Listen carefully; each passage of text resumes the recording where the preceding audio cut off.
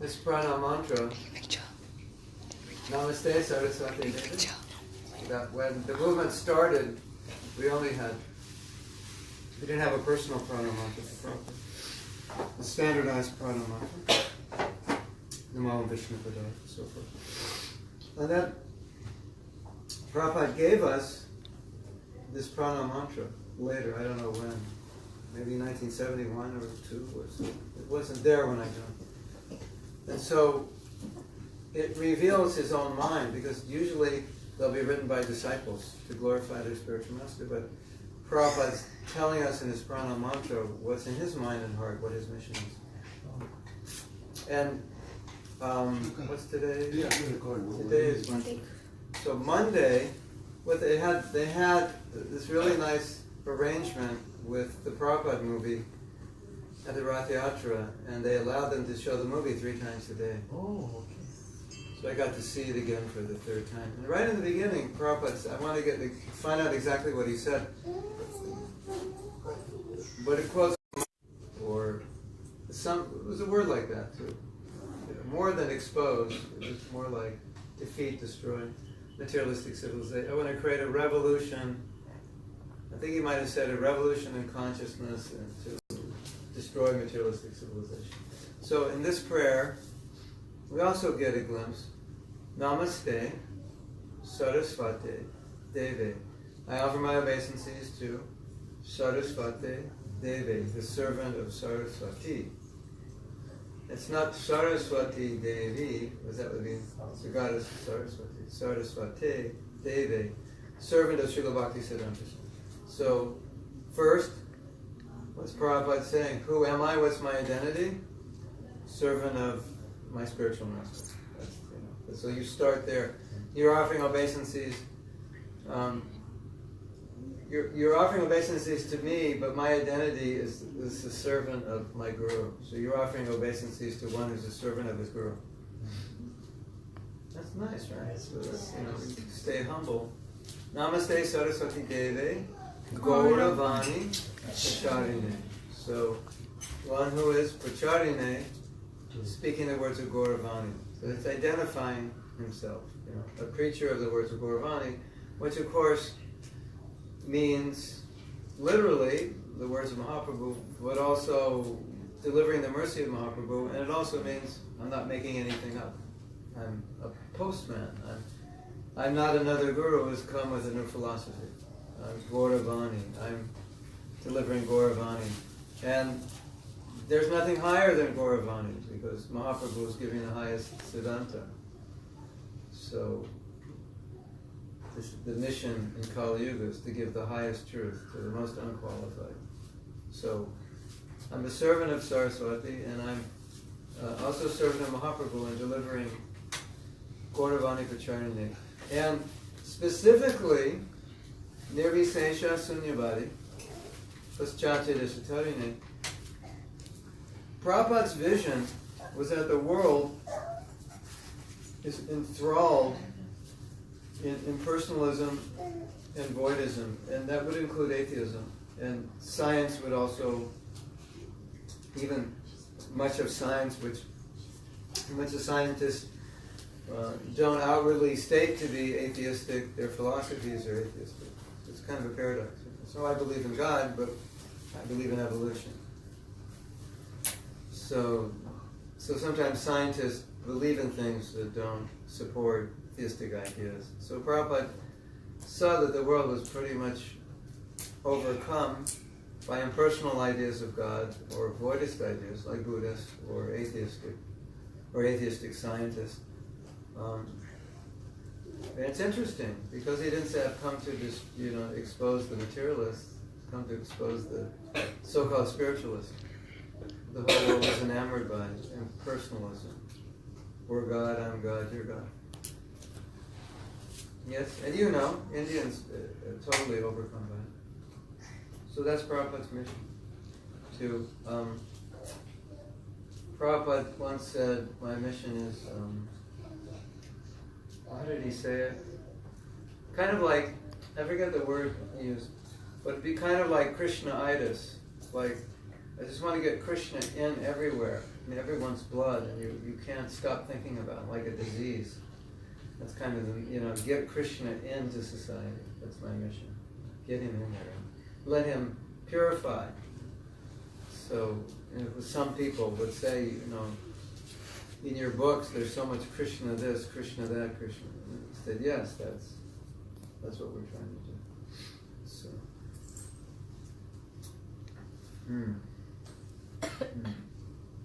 At one time, Prabhupada was even talking to his disciples and saying, you also have this impersonal tendency. You don't believe this person Krishna actually exists. Because, we have at least for us Westerners, very ambiguous ideas of God, and they're not personal ideas.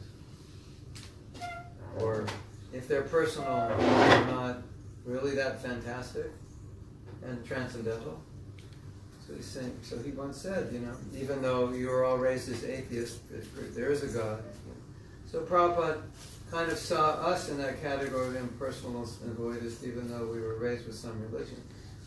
Because we really didn't know who God was. And when the Krishna book came out, that was the first time I ever heard about Krishna's Leelas.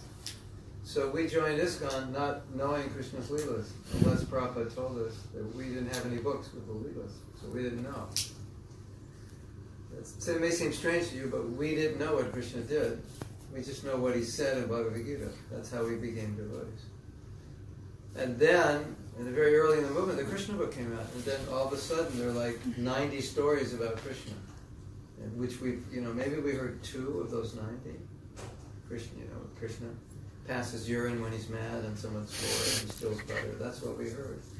And it was out of context. We didn't really know, what Krishna does. So when we got this Krishna book, I was kind of overwhelmed because I had an epiphany that no one in the West has any idea what God is. And when I read that book, it was like, oh, this is what God does. I had no idea. So you can imagine, being raised in the West, you have no idea what God is, what he does, and you read Krishna book. I was overwhelmed. So I wrote Prabhupada and I said, like a little boy, Prabhupada, nobody knows what God is, only we know what God is. Yeah. Only us, only we, we're the only one. So, if you wanted to classify voidism and personalism to include everyone who doesn't know the personal feature of God, then that pretty much includes everyone outside of India and many people in India. So it's nice to see that we understand Prabhupada's mission is personal concept of God. Get that personal concept everywhere. There's a story. One devotee was on a plane and he had a Bhagavad Gita. And he was next to a man who had another Gita. The man said, what's better about your Gita than my Gita? So he explained a little bit about Krishna. And he said, look at your Gita and see if the name Krishna is even mentioned in it. Because your Gita wasn't even mentioned. Sri Bhagavan, so maybe. But the name Krishna was not mentioned. He said, now look at our Gita and look how many times the name Krishna is mentioned. And it's like everywhere, right? And right in the beginning of the Gita, which is just an introduction, Prabhupada's already come to the conclusion in the second chapter, surrender to Krishna. Right? So it's nice to understand that's Prabhupada's mission. And I'm writing a book, and I'm sending it out for feedback. And I didn't mention God that much, maybe 5 or 10 times, and the feedback I'm getting is, are you sure you want to use the word God? Because people in America are allergic to that word. It has bad connotations, or there's some kind of fear, someone who punishes you, or even a fear of a personal God, because people have desires, and you have to interact with people. It's easier to interact with some impersonal God, like a big light on a movie screen. If that's God, it's easier, right? But if it's somebody who can talk to you and say, don't do this, that's harder, right?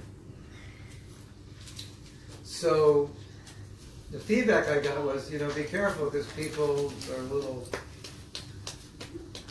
afraid of the word God. So they rather just kind of make God what they want him to be, because it's more comfortable, right? Just make God, my God is like this. He lets me drink beer and do what I want. That's my God. But he will. So anyway, then sometimes Prabhupada would meet with maybe an academic or a theologian, priest, and they talk about God and Krishna. And so Prabhupada would say, so who is God? And they say, well, that's difficult to say, or nobody's seen him, or something vague. And Prabhupada would say, well, we know what God is. Prabhupada used to say, we have his name, we have his address, we have his phone number. He would joke like that, but you know the joke in Vrindavan, calling Krishna a local saint. So we have his name, we have his address. Prabhupada would say that. If you know God's name, if you know God's address, then you chant his name. So when people were vague, even religious people, religious leaders, and they'd say, well, nobody really knows God, or you can't know God, or whatever, they would say, to the point that you can't really know God, and Prabhupada said, but we know, so why don't you take Krishna? Why don't you take it from us? Because we know. You don't know, and we know. So that was the way Prabhupada presented it. We know, so take it. Here's Krishna. You don't know, and we know. So that was Prabhupada's vision. Here's a person. And you could see Prabhupada's love was sometimes when he preached to him personally. Because it would be like, if I told you, your mother's just a big blob of energy, that would offend you, wouldn't it?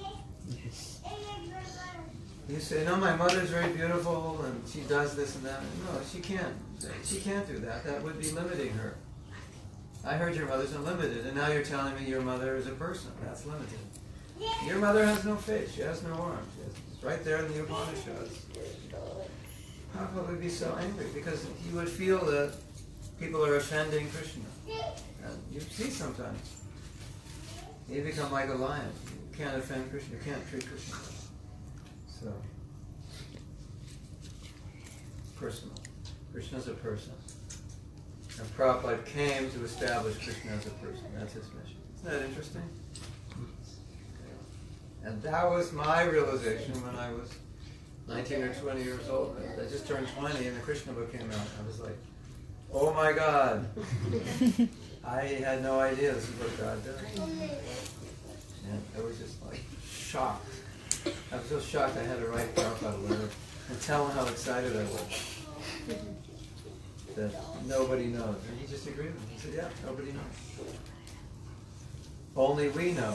So you could imagine how excited we were as young devotees, that we knew who God was, and nobody knows who God is. Nobody knows who God is. And then the Krishna books just came out, at that time. They came out in August of 1970. Now we could go house to house and go, look, say, you know who that is on the cover? And I go, no. I said, that's God. No one has really seen a picture of God. Maybe Michelangelo. I said, no, that's God, and that's God's girlfriend. That's God, and that's God's girlfriend. But this was during the hippie time. So people were like, yeah, cool. A lot of people would just go, okay, why not? Nobody else is telling you what God is, so it's not like you have competing opinions. Right. So, Prabhupada told us, distribute Krishna books. There's just people on the street. Okay, whatever. Some people read Krishna book and fall in love with it, and they don't even realize that Krishna's God. They just love the book. Somehow or other, they become devotees. So that's interesting, isn't it? He wanted us to distribute Krishna book to Americans who know nothing about anything from India.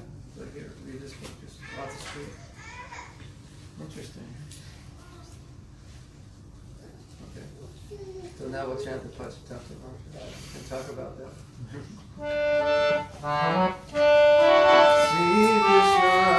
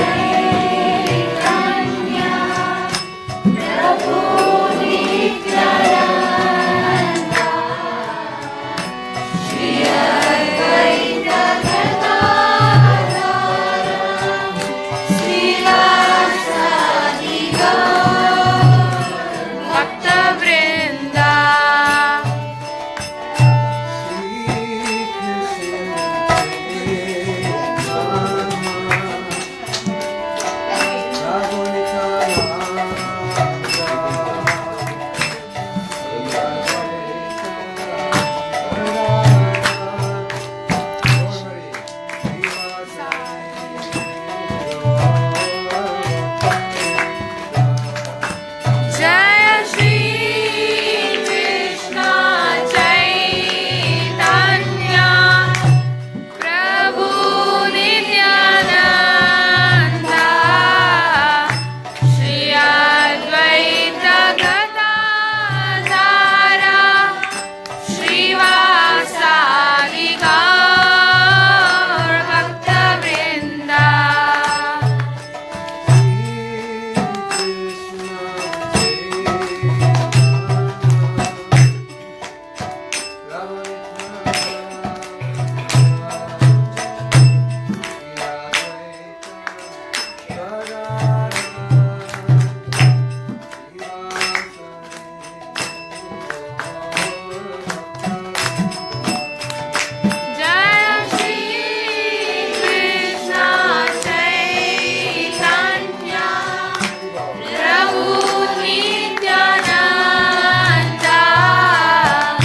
Shri Advaita Gadadhara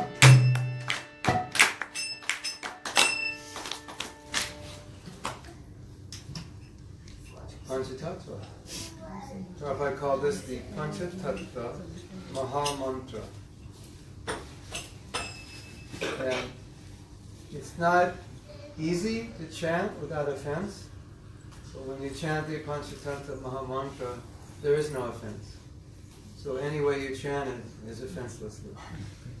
And so because you chant it offenselessly, you can only chant it offenselessly, then you get purified. So when you chant Hare Krishna, you're in the right state. So it's just basically total mercy. And when you understand the condition of people in Kali Yuga, which we all understand, then you could understand when Mahaprabhu is coming to give love of God. He can't do anything but give mercy because nobody can really qualify.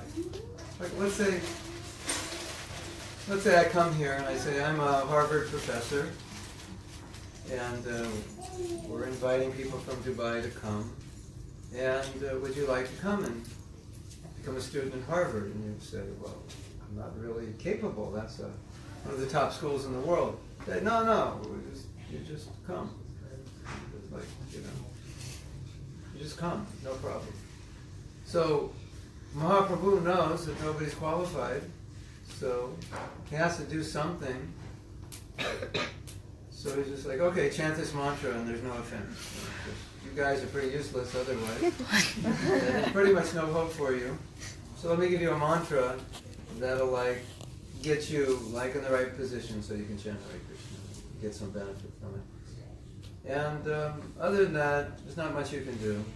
You can just chant and like let the mantra work. But if you don't chant, you kind of don't even try. You're not going very far. It's Kali Yuga. So that's Mahaprabhu's point. It's just like, instead of, as I say, this isn't Yamaraj's movement where we judge everybody. It's Mahaprabhu's movement where nobody's judged. Everybody's just gifted. So we chant the Panchatattva Maha mantra to put us in the right state. So we chant Hare Krishna. Right? And by the mercy of the Panchatattva, sometimes when we chant Hare Krishna, we taste a little ecstasy, like something really sweet and special, that we're not qualified to taste, but it just drips down. Kind of like, I don't know if you've ever seen this, but in the gold districts, maybe you know this, in the gold districts of India, these people like go into the sewer, because if you go in the sewer water, like you'll find a certain amount of gold just from the filings of making the gold. So it's like gold, it's like, we don't have any money, but some gold is kind of like filtering down. We chant Hare Krishna, we get some dust. Basically, we're collecting gold dust. We don't have the money to pay for it. We get some gold, gold. So we feel some ecstasy. We don't deserve it. Can't buy the gold, but we get some. It flows down, some dust. That's it. So you want some ecstasy? Is that a good idea? Is tomorrow a holiday or not? Does anybody know? We heard a rumor there's no work tomorrow. Just call your boss and say, there's no work tomorrow. There's a holiday. It's not true. Can I put my foot here and stretch it? Yeah, we'll get something first. What? Yeah, you could Muthu. Hare yaar. But Muthu, what is wrong? Don't block the video. No. If a head comes, anything is going to happen. She's not a serving. I can see him serving. Huh? Serving videos going on. Hare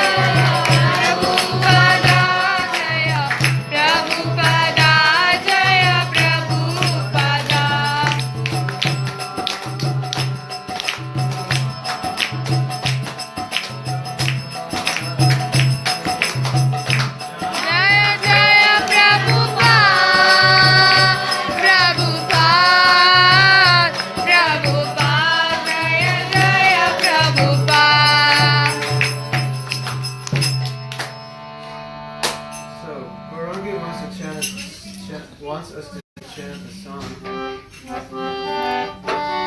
goes like this.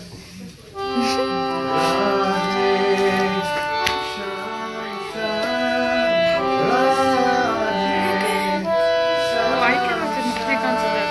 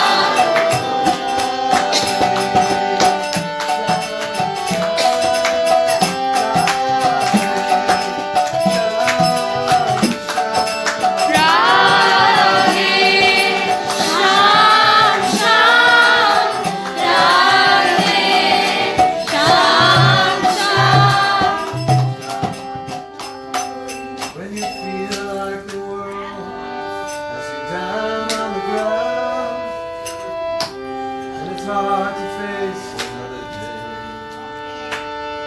When everywhere you look, you can't find an answer. Time to throw your hands up and say,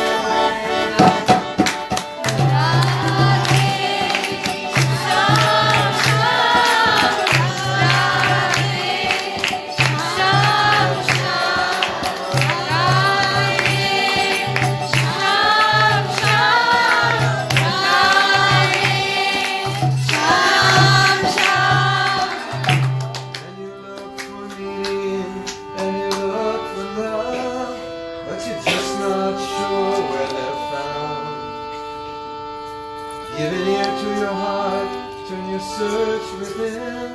Your soul will awaken to this sound.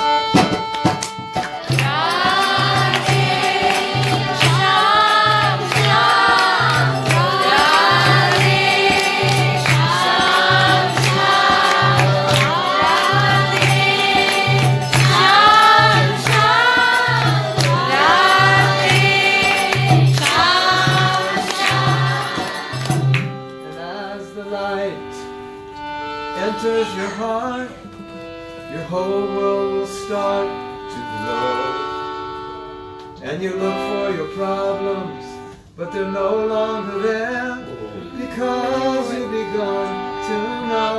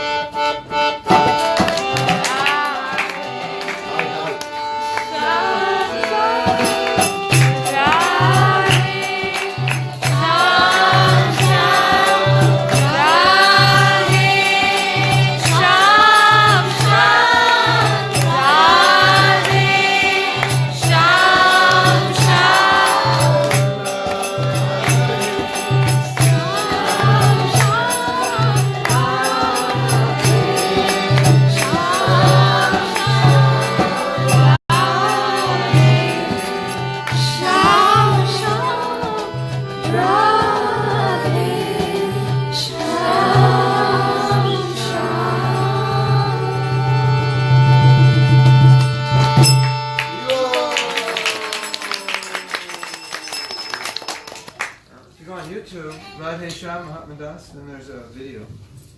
If you haven't seen it.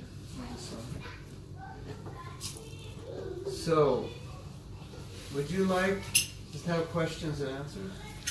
Is there something you want me to say? But you probably all have so many questions, right? It's a true thing. I saw the movie for the third time. Well, you can think of your questions. I saw the movie the third time, a Prabhupada movie, and for the first time, I mean, I understood this, but the first time when I was watching this, I was looking at the movie thinking, this is fiction. This is not true. This story is like, it's like made up. You know? And I'm looking at it knowing it's not made up, but seeing it from that vision that this is an unreal story. It's extraordinary. And it's totally scripted. It's exciting. There's adventure, there's tragedy, there's happiness, there's heartbreak, there's suffering. And everything's in it.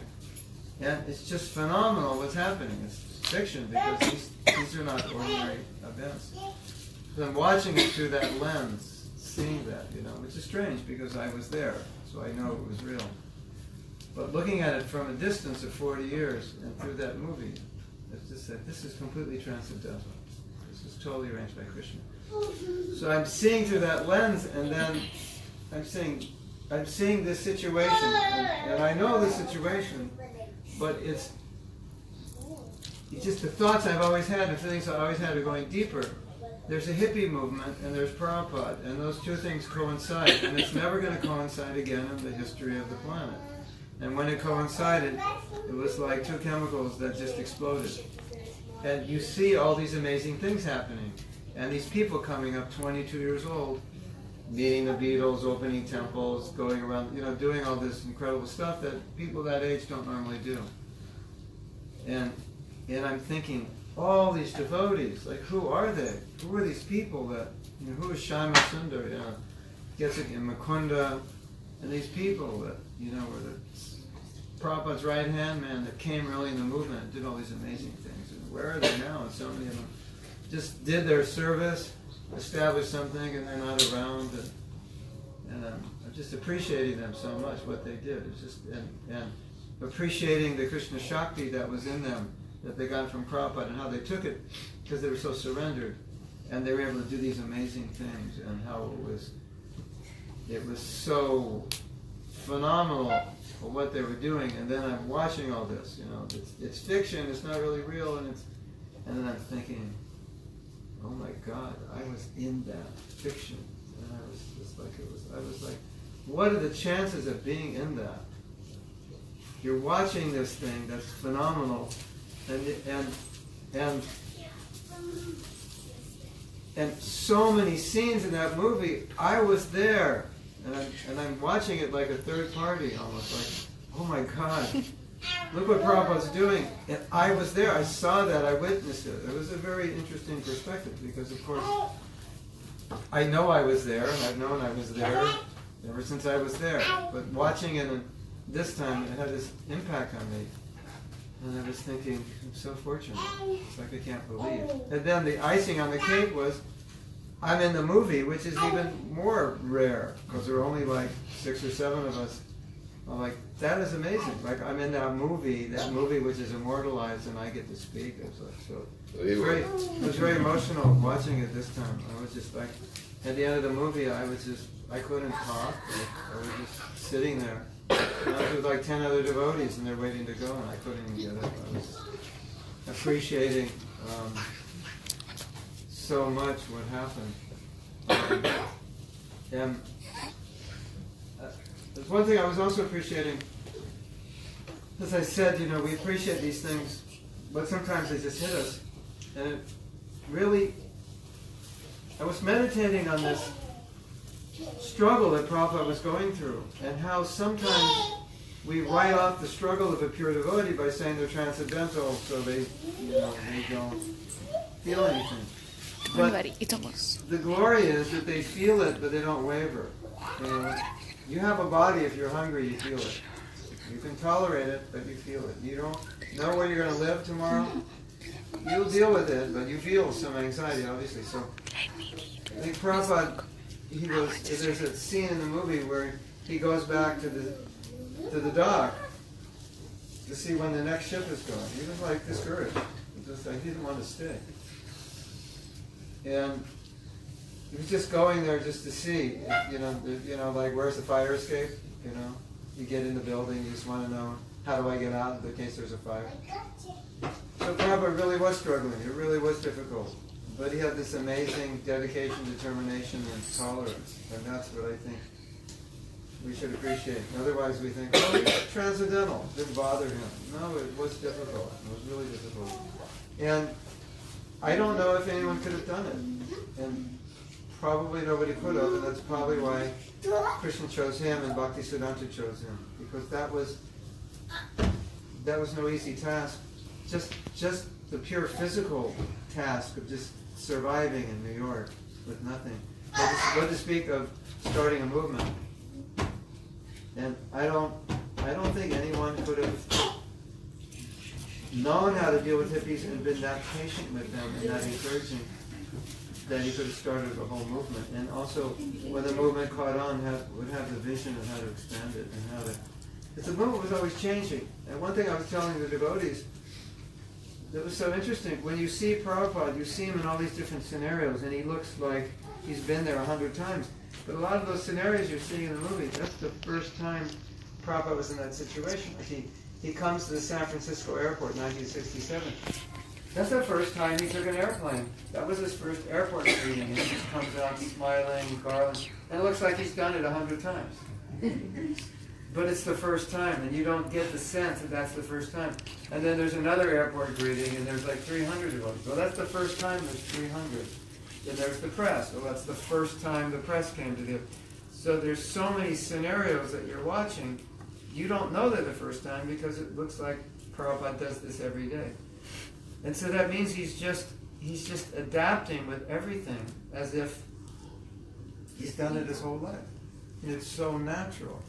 And, from a few devotees to a few hundred to a few thousand to 3 temples to 50, it's just like, and he's just the general, and it's like he's been to general school all his life, and he's done this, since he was a kid, and he's masterminding the whole plan, but he never did it before. He's doing it in real time as it's happening.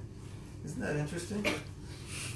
And it's so effortless for him. It's like, I was with Prabhupada in Los Angeles, and that was a new temple, and he stayed there, and we had this, he stayed for 3 months, and every day he'd go on the morning walk, every day he gives class, and he was ecstatic. And that was, it was our program, but that situation was unique, but he just flowed right into it, made it work, and made LA the world headquarters, 1966, International Society, just all these things going like they were just ordinary. Yeah, this is the International Society. In a few years, we'll have temples all over the world. And it was so interesting how, it's like you go to the shoe store, these are the right shoes, first ones you try, and you just go out and run for 3 miles. It was like that. He just put the shoes on and just ran with it, like everything new. Like he knew exactly what to do, like he planned it, but he didn't. And in the movie, there's a scene where Prabhupada has a heart attack, and he's going back to India to die. Pretty heavy, It's like he started a movement that can save the world. A bunch of hippies now. He's leaving alone, saying, "I may not come back. You take over the movement." Right? It's heavy. It's dramatic, isn't it? And then it shows the scene where Prabhupada returns from India, because everybody thought, we may never see him again. And it shows the scene, and he's like completely effulgent and smiling from ear to ear. It's like, it's so dramatic. Prabhupada's Leela in spreading Krishna consciousness, there's so much drama to it. It's like, that's why I say it's like Krishna wrote the fiction just to draw everybody into it and draw your heart into it and just appreciate what he did, and then what he did for us, and how much he gave just so we could give it back. Have you seen the movie? Did it show here? No. Can it show here? Is it legal? You gonna try to get it here? We are trying it, I believe. Yeah, you should. I got one website, so they're asking for money to watch the movie. You have to get a theater to take the movie. You have movie theaters here? Yeah. Yes, yes. You see, the movie theater has to take it, and you kind of have to guarantee. Well, there's so many devotees, you could guarantee for so many days we'll fill up the movie theater. Then they'll take it. It couldn't be a problem. I don't think you have to pay to work. Maybe you have to pay the movie theater in advance or something, but then you sell the tickets. Yeah. Or sell tickets in advance and then give the money. But you have to see the movie. But, you'll appreciate Prabhupada much more if you see it. Because you're seeing real footage of what he's doing, and then there's the narrative of exactly what he's going through. And the narrative is the devotees who were there, and what Prabhupada told them, what they did, and how they felt, and the excitement, the struggles. It's a different view. It's different than reading. I think it's different than even someone telling a story or you reading a book, seeing that. And I think it will help you appreciate more of who Prabhupada is. And my feeling has always been that nobody could have done that. And if it's true that nobody could have done it except him, that makes it even more special, doesn't it? Because, if he didn't come, we'd all be just whatever we were. We'd just be more of the same thing, right? Whatever you were, religiously or materially, it would just be the same. Our lives would be the same. Maybe pious, maybe religious, but not Krishna conscious. So I think it's nice to appreciate the idea that there was no one else who could have done this. And if there were someone else who could have done it, they would have done it, they would have joined Prabhupada, they would have continued it. But nobody did it, nobody tried to do it. And it's not to minimize anybody, but it's to